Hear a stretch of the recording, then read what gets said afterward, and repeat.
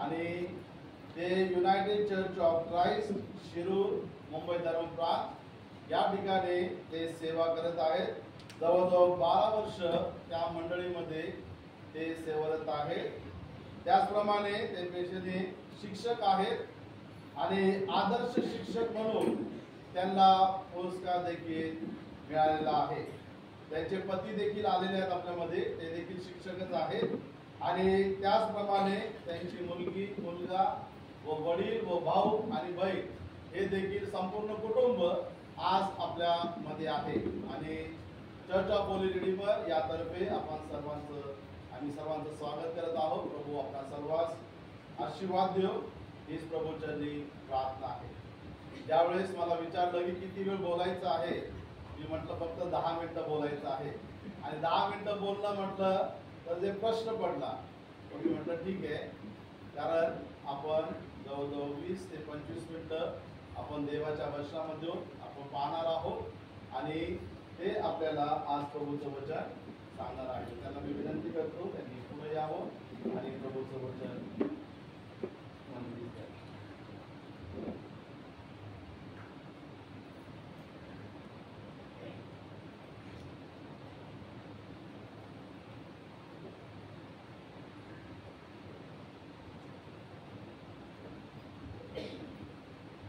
प्रभूमध्ये सर्वांना सलाम.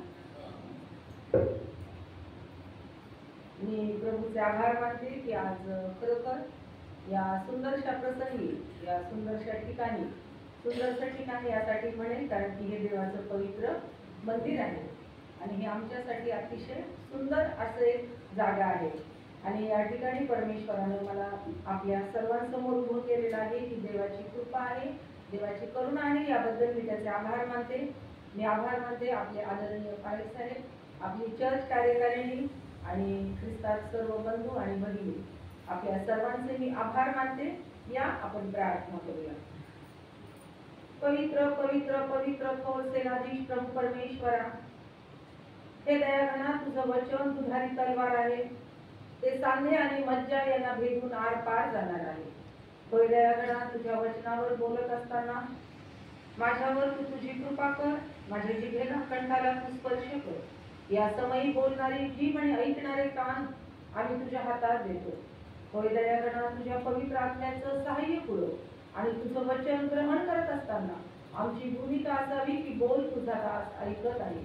या समयी सर्व जगिक चिंता, काळजा बाजूला ठेवून आम्ही सर्व माता भगिनी, आमचे सर्व बंधुवर्ग आम्ही तुझ्या वचनाकडे कान देतो. तारणारा प्रभू येशू ख्रिस्त याच्या नावाने मागते म्हणून कळेल. प्रियानो, आज आपण मदरिंग संडे हा एक विशेष दिन आपल्या मंदिरामध्ये साजरा करत आहोत.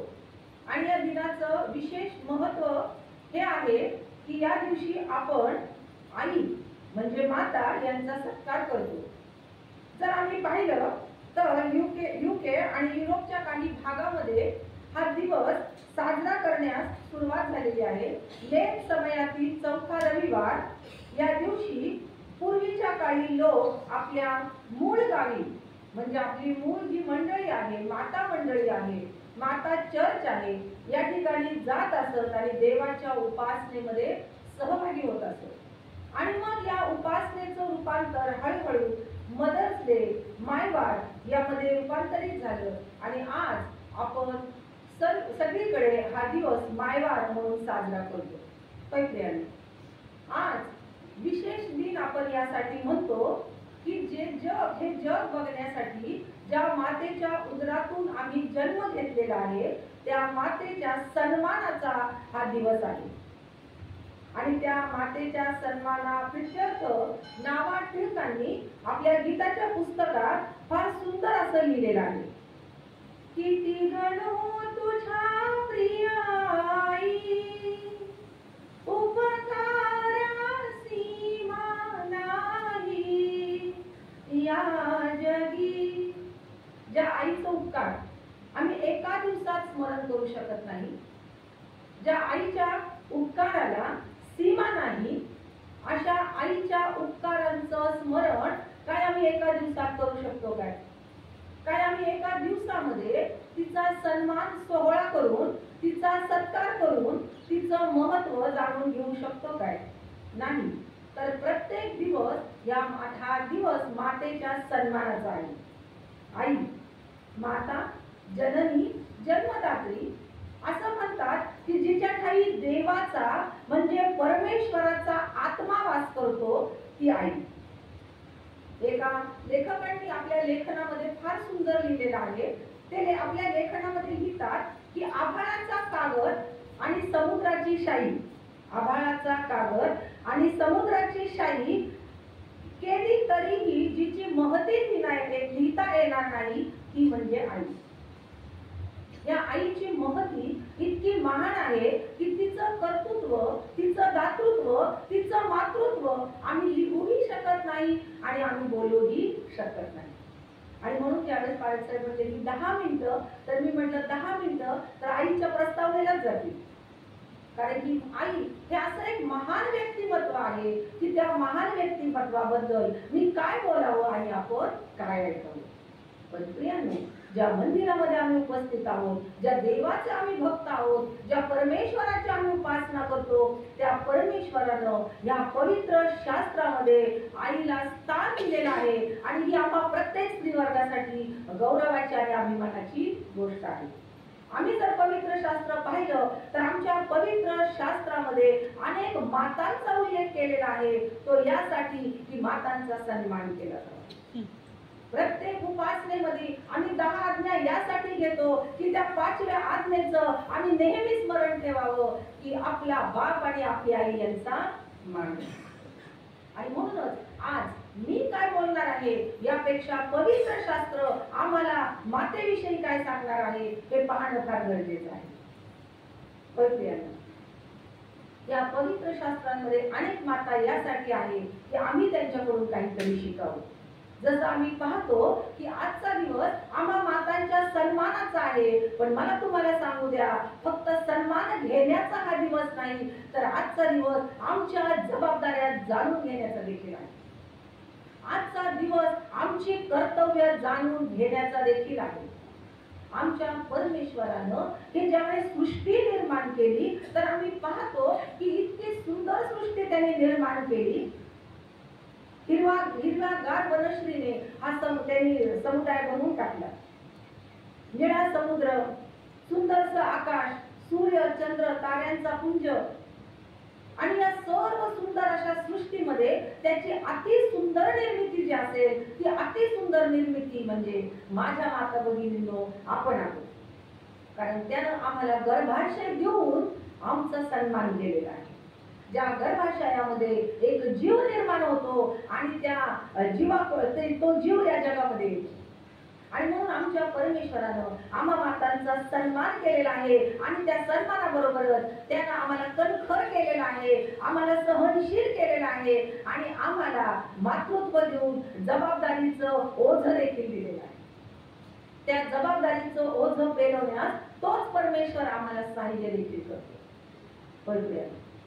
आमच्या पवित्र शास्त्रातील माता पाहत असताना आम्ही सर्वात प्रथम जी माता अभ्यासणार आहोत ती माता म्हणजे आम्ही जो पहिला शास्त्रपाठ वाचलेला आहे पहिले शमूएल, यामध्ये आपण पाहतो की आम्हाला रडणारी, देवाच्या वेदीजवळ विनंती करणारी आणि आपल्या गर्भाशयात गर्भ राहण्यापूर्वी आपलं बालक वेदीवर समर्पित करणारी माता व्यक्ती. या मातेचं महात्म्य इतकं आहे की गर्भाशयात गर्भधारणा होण्यापूर्वी ती परमेश्वराला वचन देते की जर तू मला पुत्र संतान दिली तर मी ती संतान तुझ्या वेदीवर समर्पित करेन. हन्नाची कथा आम्हाला सर्वांना माहित आहे. जी वाच आहे आणि देवाचं वचन सांगतो परमेश्वराने तिची कूस बंद केली होती. कारण परमेश्वराची तिच्यासाठी योजना होती. ज्यावेळेस परमेश्वर आमच्यासाठी एक मार्ग बंद करतो त्यावेळेस त्याची पुढे काहीतरी योजना असते. आणि परमेश्वराने या हन्नाची कूस बंद केली होती यासाठी की परमेश्वराची तिच्यासाठी एक महान योजना होती. आणि त्या योजनेला आता सुरुवात झाली होती की हन्ना त्या शिलो या ठिकाणी येत आहे आणि आपली बहीण पनिन्ना जेव्हा तिला चिडवत आहे, ज्यावेळेस तिचा अपमान करत आहे, ज्यावेळेस तिच्याकडे तुच्छ नजरेने पाहत आहे त्यावेळेस ही हन्ना देवाचं वचन सांगतं त्या वेदीजवळ आलेली आहे आणि त्या वेदीजवळ ढळा रडलेली आहे. सुंदरसा शब्द प्रयोग इथं झालेला आहे. हन्ना वेदीजवळ येऊन ढळा रडलेली आहे आणि तिनं परमेश्वराला आपलं दुःख आपली व्यथा मांडलेली आहे. मातांनो, मला तुम्हाला सांगू द्या, ज्या वेळेस आम्ही अश्रू गाळून आमच्या संतानासाठी आमच्या कुटुंबासाठी या वेदीजवळ येतो, परमेश्वर आमची प्रार्थना ऐकल्याशिवाय राहत नाही. आमचा परमेश्वर असा आहे की ज्याला कान नाही, जो ऐकतो आणि ऐकून उत्तर देण्यास तो समर्थ आहे. त्याचं स्वर्गीय भांडार एवढं मोठं आहे की आमच्या प्रत्येक गरजा आम्ही मागण्यापूर्वी त्याच्या भांडारात हजर आहे. तो वाट पाहत असतो की आई केव्हा माझ्या वेदीजवळ येईल आणि मांडेल. आणि हन्नाने तेच केलेलं आहे. ती वेदीजवळ आलेली आहे आणि वेदीजवळ येऊन ती ढळाढळा रडलेली आहे आणि तिने आपली व्यथा मांडत असताना त्या परमेश्वराला एक अभिवचन दिलेलं आहे आणि ते अभिवचन हे आहे की हे परमेश्वरा, जर तू मला संतान देशील तर ती संतान मी तुझ्या वेदीवर तुझ्या सेवेसाठी समर्पित करते. लक्षात घेऊया, अजून गर्भधारणाही झालेली नाही, पण ही माता आपल्या संततीची ओळख त्या वेदीवर करून देत आहे. त्या संततीचं आणि त्या वेदीचं एक नातं प्रस्थापित करत आहे आणि पुढे आपण पाहतो की तिला संतान झालेलं आहे आणि हन्नाने ती संतान दूध तुटेपर्यंत आपल्या जवळ ठेवलेलं आहे. इतके वर्ष तिने समाजाकडून अपमान सहन केलेला आहे. इतक्या वर्ष तिने समाजाची ती बोचक नजर पाहिलेली आहे आणि आता तिच्या घरामध्ये ते सुंदर बाळ दुडुदुडू पळत आहे आणि आता त्या सुंदर बाळाला त्या मंदिरामध्ये समर्पित करण्याची वेळ आलेली आहे. पण हन्नाने परमेश्वराला दिलेला शब्द पाळलेला आहे आणि वचन सांगतं की शिलो या ठिकाणी ती गेलेली आहे आणि तिने त्याला एक सुंदरसा झगा शिवलेला आहे आणि तिने बाळाला त्या वेदीवर समर्पित केलेला आहे. प्रियांनो, तिचं अंतःकरण तुटलं नसेल का? इतक्या वर्षांना तिला मातृत्व लाभलेलं होतं, ते बाळ आपल्या जवळ असावं असं तिला वाटलं नसेल का? पण तिला माहित होतं की संतती जी माझ्या उदरी झालेली आहे ती देवाची आहे, ते देवानं दिलेलं धन आहे आणि म्हणून प्रियांनो तिने ती वेदी निवडलेली आहे. आज या मायबाराच्या प्रसंगी आम्ही माता आम्हाला स्वतःला प्रश्न विचारणार आहोत, आम्ही आमच्या संततीसाठी काय निवडत आहोत? जगाची गादी की देवाची वेदी? जगाची गादी म्हणजे सत्ता, प्रतिष्ठा, मान, पैसा, उत्तम शिक्षण, उच्च प्रतीचं शिक्षण, या सर्व गोष्टी आम्ही आमच्या लेकरांसाठी निवडतो. पण खेदाची गोष्ट आहे की आमच्या लेकरांसाठी आम्ही देवाची वेदी निवडत नाही, कारण आम्हाला माहित आहे देवाची वेदी म्हणजे दुःख सहन आहे, देवाची वेदी म्हणजे त्याग आहे, देवाची वेदी म्हणजे समर्पण आहे. आणि ते पूर्ण समर्पण करण्यास आम्ही आमच्या संततीला तयार करतो काय?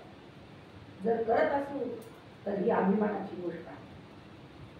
काल संध्याकाळी ज्यावेळेस आमचं इथं येणं झालं, आम्ही आपल्या ऑफिसमधील त्या ट्रॉफ्या बघितल्या आणि खरंच प्रभूचं गौरव केलं की या मंदिरामधील तरुण संघ हा कार्यरत आहे, कारण त्या तरुणांना अशा माता लाभलेल्या आहेत, ज्या मातांनी या तरुणांना सुंदर प्रकारे देवाच्या सेवेत घडवलेलं आहे आणि त्याचं प्रमाण ते आहे. आम्ही आमच्या लेकरांना त्या वेदीची ओळख करून देणं गरजेचं आहे. प्राणी असो, पक्षी असो, पशु असो, आई ती आईच असते. प्रत्येक पक्षाला, प्रत्येक प्राण्याला आपल्या पिल्लांची काळजी असते. आणि जर स्तोत्र संहितेमधलं एक सुंदरसं वचन जर पाहिलं तर त्या वचनामध्ये आपण पाहतो, स्तोत्र 84:3 या वचनामध्ये आपण पाहतो की हे सेनाधीश परमेश्वरा, तुझ्या वेद्यांजवळ चिमणीला घरटे करायला आणि निवळीला आपल्या पिल्लांसाठी कोटे बांधायला स्थळ मिळाले आहे. आम्हा मनुष्य प्राण्यांपेक्षा चिमणी हा अतिशय छोटा असा पक्षी आहे आणि त्या चिमणीपेक्षा ही निवळी हा अजून छोटा पक्षी आहे. पण या चिमणी आणि निवळीला देखील बुद्धी आहे, कळतं की आमची पिल्लं कुठं सुरक्षित आहेत, तर वेदीवर त्यांनी त्या पिल्लांसाठी काय केले आहे, घरटी बांधली आहे. कारण त्यांना माहित आहे की वेदीवर माझं लेकरू, माझं पिल्लू सुरक्षित आहे. होय, आम्हा मातांना आमच्या लेकरांसाठी त्या वेदीची ओळख करून देणं फार गरजेचं आहे. वेदीची ओळख करून देणं म्हणजे देवाच्या सेवेची ओळख करून देणं. वेदीची ओळख करून देणं म्हणजे देवाच्या वचनाची ओळख करून देणं. वेदीची ओळख करून देणं म्हणजे आमच्या संततीला देवाच्या ज्ञानात, भयात आणि वेदीच्या भयात वाढवणं. दुसरी माता आपण बघूया. आमची बालकं या जगामध्ये आली आणि आता या बालकांचं जीवन अतिशय आनंदात चाललेलं आहे. आणि आम्ही पाहतो की बालक जन्माला आलं की ते हातात घेऊन आई आनंद करते, उल्हास करते. पण जसं ते बालक मोठं होत जातं तसं त्या प्रेमाचं, त्या आनंदाचं रूपांतर काळजीत होत जातं. कारण की या जगामध्ये आता ते बालक जाणार. आणि आम्हाला सगळ्यांना माहित आहे की आमच्या लेकरांसाठी त्या आजूबाजूचं जग असुरक्षित आहे. आणि म्हणूनच ज्यावेळेस आमचं लेकरू घराबाहेर पडतं त्यावेळेस आम्हाला त्याची काळजी वाटते. कारण अनेक समस्या आपासून त्या लेकराची वाट पाहत असतात. होय, अशा समस्येमध्ये ज्यावेळेस एखाद्या समस्येत लेकरू अडकतं त्यावेळेस आमच्या लेकराला आम्ही प्रभूकडे आणणं ही आमची दुसरी जबाबदारी आहे. जे शुभवर्तमान आम्ही वाचलेलं आहे त्या शुभवर्तमानामध्ये आपण पाहतो की एक कणारी माता आहे. असे लोक की ज्यांना देवाचा आशीर्वाद घेण्याचा अधिकार नव्हता. देवाच्या आशीर्वादापासून त्या लेकरांना वंचित ठेवलं जायचं असे हे कणारी लोक. आणि ज्यावेळेस सोर आणि सिदोन या प्रांतामध्ये येशू ख्रिस्ताचं येणं झालं आणि आपण पाहतो की भूतानं जर्जर एका समस्येमध्ये अडकलेलं लेकरू आहे आणि त्या लेकराला घेऊन ती माता प्रभूकडे आलेली आहे आणि ती प्रभूला विनंती करत आहे की माझवर दया करा. कारण माझं लेकरू एका समस्येमध्ये अडकलेलं आहे, ते भूतानं जर्जर झालेलं आहे. आणि वचन सांगतं की प्रभूने एकही शब्द उच्चारलेला नाही.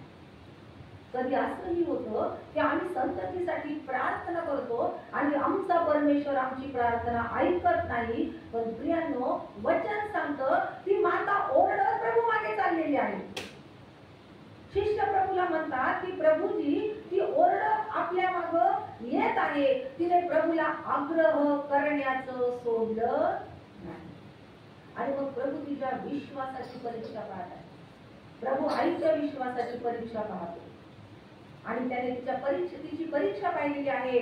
तो तिला म्हणत आहे की मला जो आशीर्वाद द्यायचा आहे त्या घरच्या कुत्र्यांना मेजावरची भाकर मी देऊ काय. आणि प्रियांनो, माता काय म्हणत आहे, ती चतुर आहे आणि ती म्हणती घरची कुत्री ही आपल्या धन्याच्या मेजावरून पडलेला चूर खातात. मला प्रभूनं कसली उपमा दिलेली आहे, मला प्रभूनं कितीतरी अपमानित केलेला आहे हा विचार देखील तिच्या मनात आलेला नाही. कारण तिला माहित आहे की ज्या समस्येमध्ये माझं लेकरू आहे ती समस्या केवळ आणि केवळ हा प्रभूच सोडवणार आहे. आणि म्हणून ती मोठ्या विश्वासानं त्या लेकराला घेऊन त्या प्रभू जवळ आलेली आहे, येशू जवळ आलेली आहे. आणि येशूनं तिचा विश्वास पाहिलेला आहे आणि त्या भूतग्रस्त मुलीला बरं केलेलं आहे. प्रियांनो, जर आम्ही पवित्र शास्त्राचं बारीक वाचन केलं तर आपल्याला पाहायला मिळतं की त्यावेळेस सोर आणि सिदोन प्रांतामध्ये येशू ख्रिस्ताचं येणं केवळ आणि केवळ त्या मुलीला बरं करण्यासाठी होतं. कारण की त्याला कोणाचंही लेकरू समस्येत असावं असं वाटत नाही. पण तो वाट पाहत असतो की या लेकराची समस्या तर मला सोडवायची आहे, पण या लेकराची जी माता आहे ती त्या लेकराची समस्या घेऊन माझ्याकडं येते. ती माझ्यावर विश्वास ठेवते काय, ती तिचा आग्रह चालू ठेवते काय. आणि त्याने तो आग्रह पाहिलेला आहे, ती आग्रहाची प्रार्थना पाहिलेली आहे. आणि त्या भूताने जर्जर झालेल्या मुलीला त्यानं बरं केलेलं आहे. त्याने त्या समस्येतून तिला सोडवलेलं आहे. आज प्रियांनो, अनेक आमची लेकरं वेगवेगळ्या समस्येमध्ये अडकलेली आहेत. लेकरं आज्ञापालन करत नाही, लेकरं व्यसनांमध्ये अडकलेली आहेत, लेकरं वेगवेगळ्या नैराश्यामध्ये अडकलेली आहेत. त्यांची करिअर, त्यांच्या कामाच्या ठिकाणच्या समस्या, तारुण्यातील मोह, जगाची आकर्षण, वेगवेगळ्या समस्यांमध्ये आमची लेकरं अडकलेली आहेत. पण प्रियांनो, एज्राचं पुस्तक जर आपण वाचलं तर त्यामध्ये एज्रा संदेश म्हणतो, आपल्या लेकरांसाठी बिनधोक्याचा मार्ग तयार करायचा आहे, तर त्यासाठी उपास आणि प्रार्थना. उपास समय आहे, या उपास समयातील आमच्या उपास आणि प्रार्थना यासाठी देखील असाव्यात की आमच्या लेकरांसाठी बिनधोक्याचा मार्ग म्हणजे सुरक्षित मार्ग काय व्हावा तयार. त्या कनानी मातेने आम्हाला शिकवलेलं आहे की आमचं लेकरू ज्याही समस्येत आहे ती समस्या घेऊन आम्ही प्रभूकडे आलं पाहिजे. प्रभू ती समस्या सोडवण्यास समर्थ आहे हा विश्वास ठेवला पाहिजे. त्या कनानी मातेनं प्रभूकडून तो आशीर्वाद प्राप्त करून घेतलेला आहे. होय प्रियांनो, आमची तिसरी जबाबदारी आहे की आमच्या तिसऱ्या जबाबदारीमध्ये आम्हाला पाहायचं आहे की आम्हाला आमच्या मुलाचं संगोपन करायचं आहे. आणि ते संगोपन करत असताना आम्हाला कोणत्या गोष्टी लक्षात ठेवायच्या आहेत. प्रियांनो, आज आई शिकलेली आहे, पुढारलेली आहे, आर्थिक सक्षम आहे. आज प्रत्येक आईच्या हातात पैसा आहे, ज्ञान आहे आणि आर्थिक ज्ञान आहे. तो पैसा कुठे इन्व्हेस्ट करावा हे देखील प्रत्येक आईला कळतं. कारण की जग फार पुढे गेलेलं आहे आणि आजची आई ही शिकलेली आई आहे. आणि असं म्हणतात, शिकलेली आई घरादाराला पुढवली. आणि म्हणून आईनं शिकलेलं असलं पाहिजे असं म्हटलं जातं. आणि त्यासाठी ही आई प्रत्येक वेळेस इन्व्हेस्टमेंट करत असते. ती इन्व्हेस्टमेंट यासाठी असते की माझ्या वृद्धापकाळात मला त्या पैशाचा चांगला उपयोग होईल, माझ्या समस्येच्या काळात मला त्याचा उपयोग होईल, त्याचा चांगल्या प्रकारे परतावा होईल. प्रियांनो, मला तुम्हाला सांगू द्या की लेकरांचं चांगलं संगोपन करणं ही देखील एक इन्व्हेस्टमेंट आहे. लेकरांचं चांगलं संगोपन करणं ही एक गुंतवणूक आहे, ज्या गुंतवणुकीचा फायदा तुम्हाला आयुष्यभर होणार आहे. आयुष्यभर सगळं काही कमवलं आणि लेकरांच्या पायाशी आणून ठेवलं, पण लेकरांना जर वेळ दिला नाही, लेकरांना जर सहवास लागू दिला नाही, लेकरांना आपल्या मायेचा ओलावा दिला नाही, तर एक वेळ असं येईल लेकरू म्हणेल की तू माझ्यासाठी जे केलं ते तुझं कर्तव्य. कारण जे आत्मिक बंध आहेत ते वात्सल्याचे असावेत, मायेचे असावेत. आणि म्हणून प्रत्येक आईनं आपल्या लेकराला वेळ देणं या आजच्या काळाची गरज आहे. आणि प्रियांनो, खेदाची गोष्ट हे आहे की आम्ही माता आमच्या करिअर मध्ये इतक्या बिझी झालेलो आहोत की आम्हाला स्वतःसाठीच वेळ उरलेला नाही. बालकाचं संगोपन ही इन्व्हेस्टमेंट आहे आणि म्हणून त्या गुंतवणुकीसाठी वेळ काढणं गरजेचं आहे. नवे आम्हाला वेळ काढावाच लागणार आहे. जितका वेळ तुम्ही लेकरांना द्याल तितकं त्या लेकराचं संगोपन चांगल्या प्रकारे होणार. मग संगोपन करणं म्हणजे केवळ वेळ देणं, पैसा देणं, प्रेम देणं, माया देणं एवढंच नसून संगोपन करणं म्हणजे शासन करणं देखील आहे. जशा एका नाण्याला दोन बाजू आहेत, तशा आईच्या प्रेमाला देखील दोन बाजू असणं गरजेचं आहे. एक बाजू आहे प्रेम, वात्सल्य, माया आणि दुसरी बाजू आहे शिस्त आणि शासन. हे शासन फार गरजेचं आहे. आमच्या पवित्र शास्त्रामध्ये जर आम्ही वचन पाहिलं तर नीतिसूत्रे याचा 29वा अध्याय आणि त्याच्या 17व्या वचनामध्ये देवाचं वचन सांगतं, तू आपल्या मुलास शासन कर म्हणजे तो तुला स्वास्थ्य देईल, तो तुझ्या जीवाला हर्ष देईल. शासन करण्याचे फायदे दिलेले आहेत की जर तू मुलाला शिक्षा करशील तर तो तुला स्वास्थ्य देईल, तुझं जीवन स्वस्थ आणि शांत असेल आणि तुझ्या जीवाला हर्ष देखील देईल. प्रियांनो, जर आम्हाला आनंदी माता व्हायचं आहे, जर आम्हाला आमच्या वृद्धापकाळात हर्ष हवा आहे, स्वास्थ्य हवा आहे, तर मला तुम्हाला सांगू द्या, आजपासूनच आमच्या लेकरांना शासन करणं गरजेचं. मागील आठवड्यामध्ये आमच्याकडे लोकल एक वृत्तपत्र जाहीर होतं आणि त्या वृत्तपत्रामध्ये पोलीस खात्यानं एक आव्हान केलेलं आहे.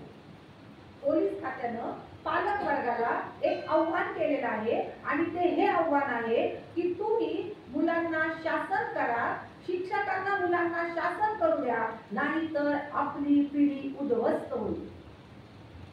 आपली पिढी उद्ध्वस्त होईल. कारण शाळेमध्ये नियम आहे, मुलांना शासन करायचं नाही, छडी वापरायची नाही, घरी आपण मुलांना एक चापड देखील मारत नाही. पण अतिलाड हा देखील मुलांना बिघडवण्याचं एक प्रमुख कारण असू शकतं. आणि त्याच पोलीस खात्यानं ही देखील सर्वे केलेला आहे की 60% मुलं हे मित्र, मोबाईल आणि मीडिया याच्यामुळे काय झालेले आहे, बिघडलेले आहेत. पण 40% मुलं हे अतिलाडाने बिघडलेले आहेत. आणि जर हा सर्वे आपण पाहिला तर आत्मपरीक्षण करावं वाटतं की माझं मूल कशात मोडतं. जर माझं मूल त्या 40% आहे तर मला माझा लाड आवरणं गरजेचं आहे. पोलीस खात्यानं हे आव्हान मागील आठवड्यात केलेलं आहे. ती बातमी वाचून मी माझ्या सहकारी शिक्षकांना म्हटलं, आमच्या परमेश्वरानं हे आव्हान हजारो वर्षापूर्वी आम्हाला करून ठेवलेलं आहे. हजारो वर्षापूर्वी आमच्या परमेश्वराला हे माहित होतं की 2025 मधल्या पिढीला शासनाची, शिक्षेची, शिस्तीची गरज आहे. आणि म्हणून त्यानं नीतिसूत्र याच्या 23व्या अध्यायातील 13व्या वचनात हे वचन लिहून ठेवलं की मुलास शिक्षा करण्यास अवमान करू नये. मुलाला शिक्षा करणं हे क्रमप्राप्त आहे. जिथे तो चुकेल तिथं शिक्षा केलीच पाहिजे. तर आम्ही पाहतो की संपूर्ण पवित्र शास्त्रामध्ये आमच्या परमेश्वरानं जिथं जिथं कोणी चुकलेला आहे त्याला शासन केल्याशिवाय तो पुढं गेलेला नाही. जेवढा आमचा परमेश्वर प्रेमळ आहे तेवढाच तो शासनप्रिय आणि शिस्तीचा आणि न्यायी आहे. ज्यावेळेस आम्ही त्याला ख्रिस्त गुरु माऊली म्हणतो तर आम्ही माऊलींनी देखील त्याचा आदर्श घेणं गरजेचं आहे. आम्ही प्रेमही केलं पाहिजे आणि आम्ही शासनही केलं पाहिजे. जे आव्हान त्यांनी हजारो वर्षापूर्वी आम्हाला केलेलं आहे त्या आव्हान म्हणजे आमची जबाबदारी आहे की आमच्या लेकरांना योग्य ते संगोपन आम्ही दिलं पाहिजे.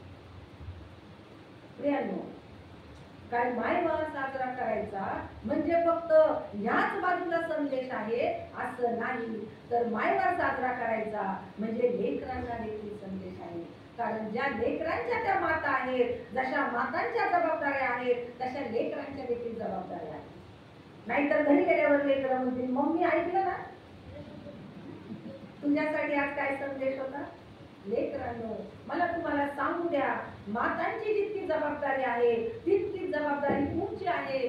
जो शास्त्र भाग आम्ही वाचलेला आहे इफिसियन्स पत्र याचं 6वा अध्याय आणि 2रं वचन संत पौल आम्हा लेकरांना बोध करत आहे की आपला बाप, आपली आई यांचा मान राख यासाठी की तुझे कल्याण व्हावे व तू पृथ्वीवर दीर्घायू असावे.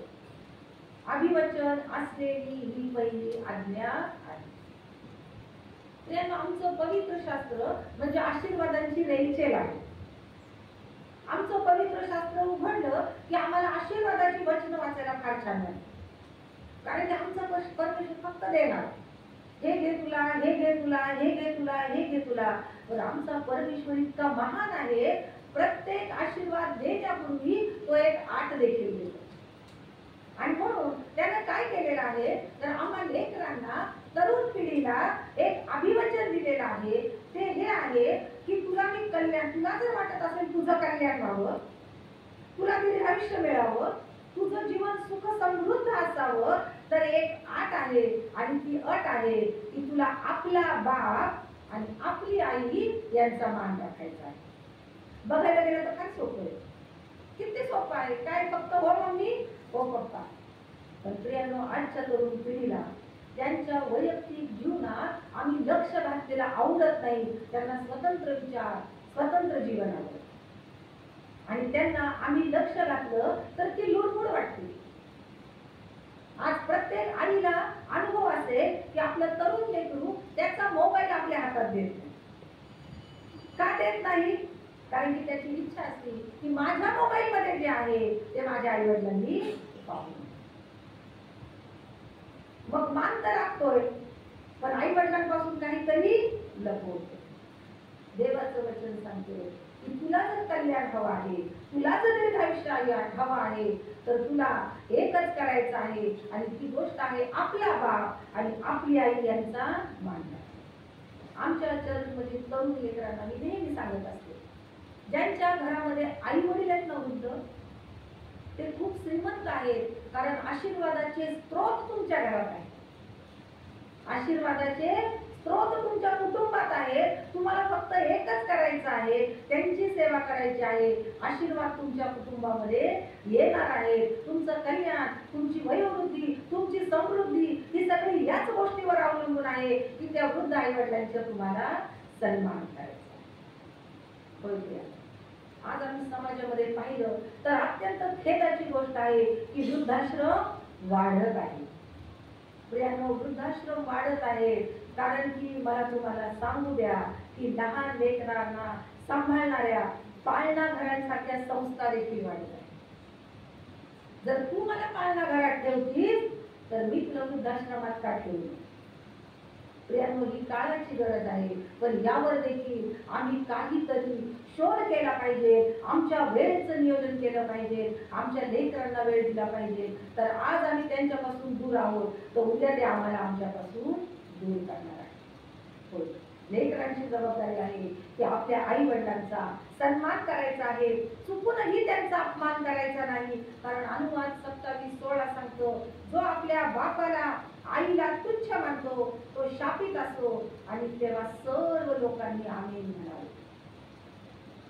आजच्या तरुण लेकरांना माझं आव्हान आहे, जर आमचं जीवन आशीर्वादित करायचं आहे तर आई वडिलांचा मान करा. जर आई वडिलांचा मान करणार नाही तर मी नाही, देवाचं वचन सांगतो की त्याचं जीवन शापित होणार आहे. प्रियांनो, शाप कुणाला आवडत नाही, आशीर्वाद सगळ्यांना आवडतात. जर आशीर्वाद हवे आहे तर आई वडिलांचा सन्मान करणं ही फार गरजेची गोष्ट आहे. होय, आज आम्ही मायवार साजरा करत आहोत.